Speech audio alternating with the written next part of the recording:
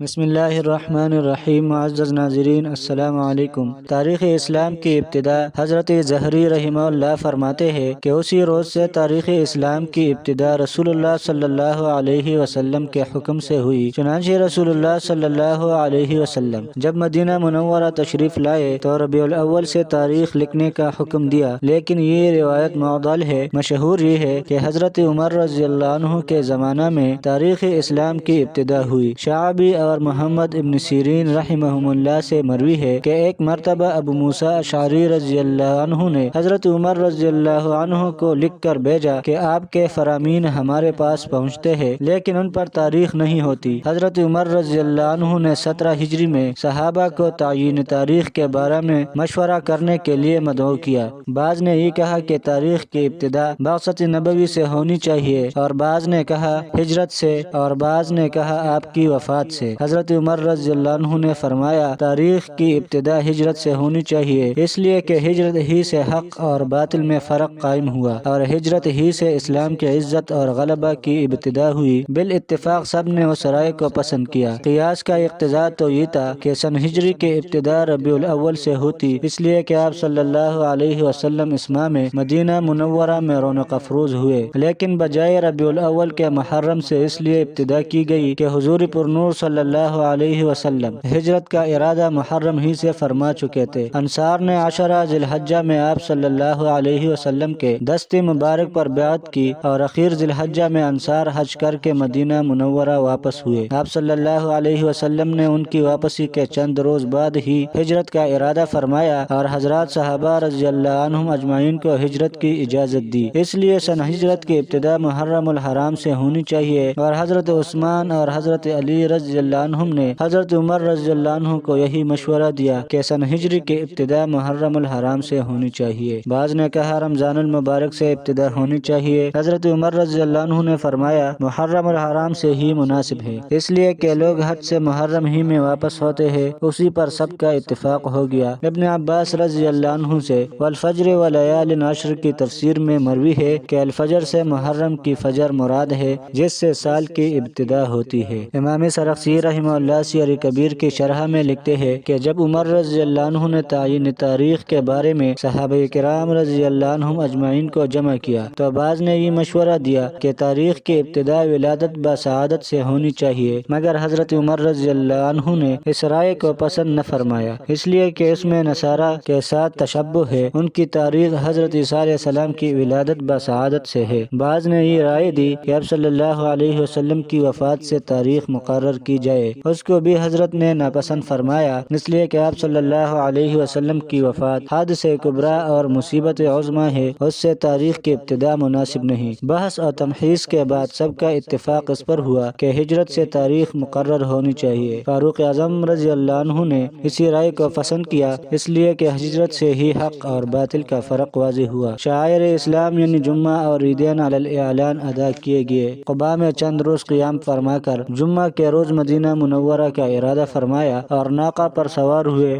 راستے میں محلہ بن سالم پلتا تھا، وہاں پہنچ کر جمعہ کا وقت آ گیا، وہی جمعہ کی نماز ادا فرمائی۔ یہ اسلام میں آپ صلی اللہ علیہ وسلم کا پہلا خطبہ اور پہلی نماز جمعہ تھی۔